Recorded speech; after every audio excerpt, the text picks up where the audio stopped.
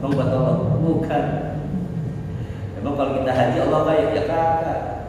Kalau kita umrah Allah jadi kaya ya kakak. Ya kita Allah gitu-gitu juga. Kita umrah pas sekian puluh juta buat siapa? Ya buat kita. Orang buat ngampunin dosa kita. Bukan buat memuliakan Allah tetap mulia. Sama kita mau sholat mau kafir ya Allah tetap Tuhan. Sholat buat kita, nggak sholat buat kita. Nah itu intinya.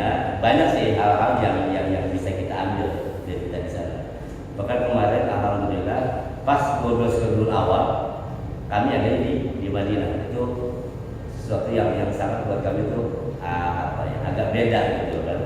Yang malam sih sama gelap-gelap juga, cuma ada yang berbeda karena pas malam kelahiran Nabi kita nggak ada tempat di makam beliau, tempat di Madinah. Insyaallah mudah-mudahan semua doa-doa yang kita panjatkan Allah terima. Baik teman-teman sekalian, sekarang kita masuk ke dalam surat apa? Al-Alaq.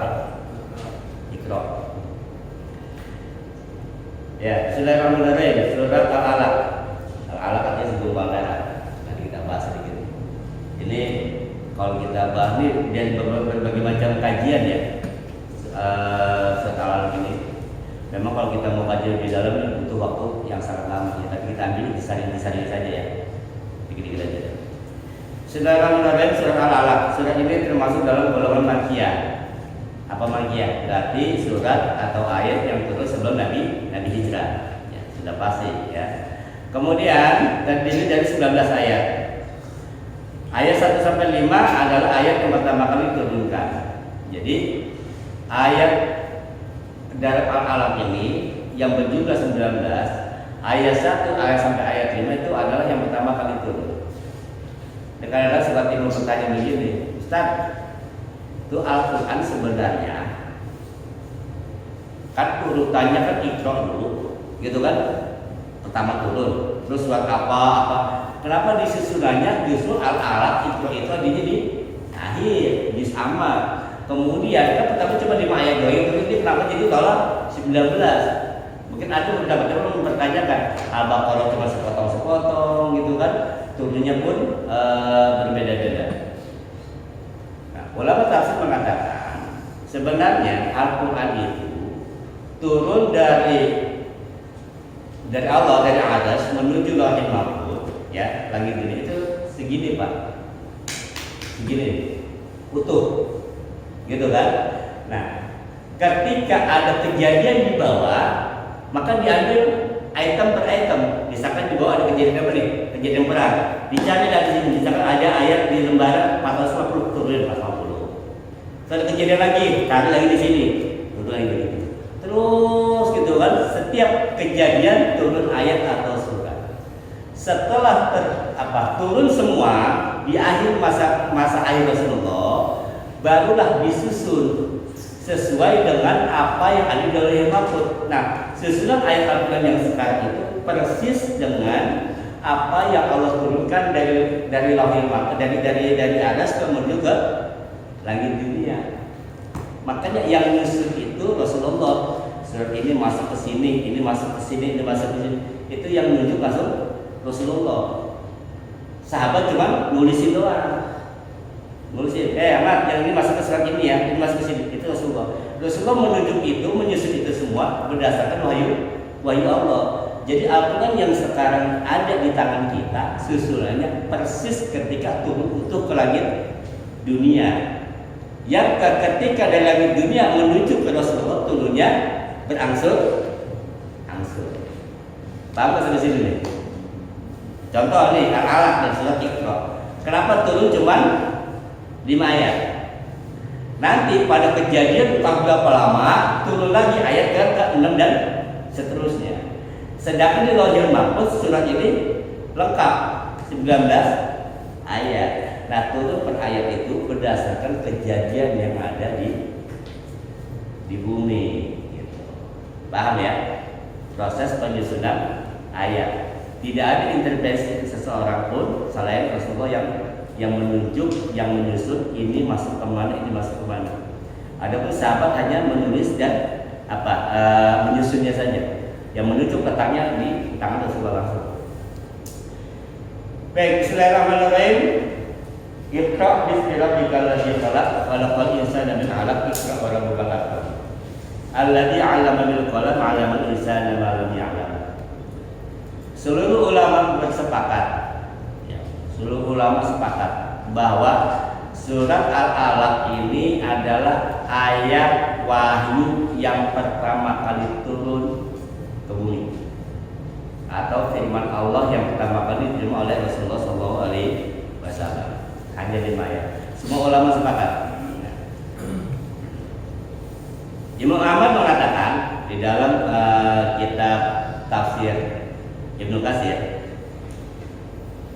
hadatsana Abdul Razak, hadatsana Ma'mar, hadatsana Az-Zuhri dari Urwah dari Aisyah radhiyallahu anha, menceritakan bahwa permulaan wahyu yang disampaikan kepada Rasulullah berupa mimpi yang benar dalam tidurnya, dan beliau tidak sekali-sekali melihat suatu mimpi melainkan datangnya mimpi itu bagikan sinar pagi hari. Kemudian dijadikan baginya suka menyendiri. Nah, jadi gitu. Rasulullah itu memang sebelum menerima wahyu, memang suka uzlah, suka menyendiri. Jadi tidak serta-merta begitu Rasulullah kembali langsung dapat wahyu, enggak.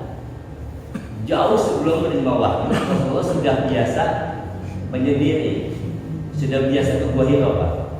Jadi sampai diibaratkan kata ulama, Rasulullah itu ke Gua Hira sebelum menjadi Rasul, rasanya binatang yang sudah punya feeling mau turun bencana, makanya mikir. Kenapa Rasulullah begitu? Karena beliau itu sudah gerah lihat penduduk kota Mekah, gerah lihat kelakuannya, gerah lihat apa tingkah lakunya, adabnya, akhlaknya itu luar biasa. Terus itu sampai mikir gitu kan. Maka dia setiap malam tuh naik ke gua. Sekarang aja kalau kita naik ke Gua Hira, Pak, itu sudah ada jalurnya. Itu butuh waktu sekitar 2,5 jam. Sekarang nih, Bapak mau di Gua Hira, itu sudah ada tangganya. Itu butuh waktu 2,5 jam. Bisa bayangkan dulu. Zaman Rasulullah belum ada jalurnya, belum ada lampu. Itu tiap malam Rasulullah naik ke sana, ke Gua Hira. Begitu sampai di atas itu ada batu besar, dia ada celah sedikit itu masuk ke sempit. Saya aja begitu masuk ke sana ini ternyata harus dibesin, saking sempit. Makanya kata punya jangan gede-gede kalau bisa masuk ke Gua Hira, benar. Jadi begitu saya masuk harus tahan napas karena agak sempit, baru bisa masuk. Dan di dalam itu cuma kayak segini, enggak. Gua di sana itu nggak kayak gua di kita. Segini, cuma tempat syukuran orang sholat 2-3 orang. Tapi dia menghadap langsung ke kota Mekah. Maka Rasulullah itu dari atas Jabal Nur itu di dalamnya ada Gua Hira ya. Di atas Jabal Nur itu bisa melihat langsung penduduk kota Mekah lagi ngapain gitu kelakuannya. Dan itu setiap malam Pak. Rasulullah itu jadi pagi turun ya, biasa bersosialisasi di masyarakat, menjelang sore ambil bekal gitu kan, ambil makan, naik ke atas, menyendiri lagi, berpikir gitu kan, merenung, muhasabah, besok begitu lagi, terus hampir tiap hari gitu. Nah tiba-tiba pada suatu malam ada yang mengatakan tanggal 17 Ramadan, ada yang mengatakan tanggal 27 Ramadan. Tiba-tiba pas lagi bengong, lagi merenung gitu kan, datang Jibril. Nah ini yang bikin Rasulullah shock, gitu kan. Nah tiba-tiba ketika beliau sedang menyendiri di Gua Hira, lalu melakukan ibadah beberapa malam. Ibadahnya ya orang nggak sebutkan ya, mungkin berzikir ada sebagainya. Kemudian beliau pulang ke rumah Khadijah pada pagi hari yang ambil bekal, kemudian begitu lagi hampir setiap hari. Nah, pada suatu malam beliau dikejutkan dengan datangnya wahyu berada di Gua Hira, dengan datangnya Jibril. Malaikat pembawa wahyu itu masuk ke dalam gua dan menemuinya, lalu berkata, "Iqra." Lagi bengong gitu Pak, kamu bisa bayangkan lagi diam di pasaran gitu. Itu ada ngomong begitu.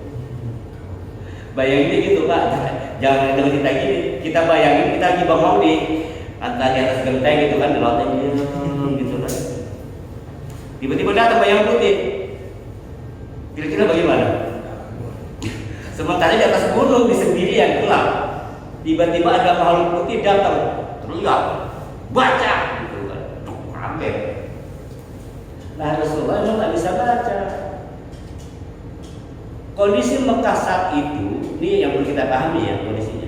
Kondisi Mekah saat itu adalah orang yang paling hebat adalah bukan orang yang suka nulis. Karena kalau orang nulis dianggap orang yang lemah ingatan. Jadi orang hebat itu orang yang kuat hafalannya.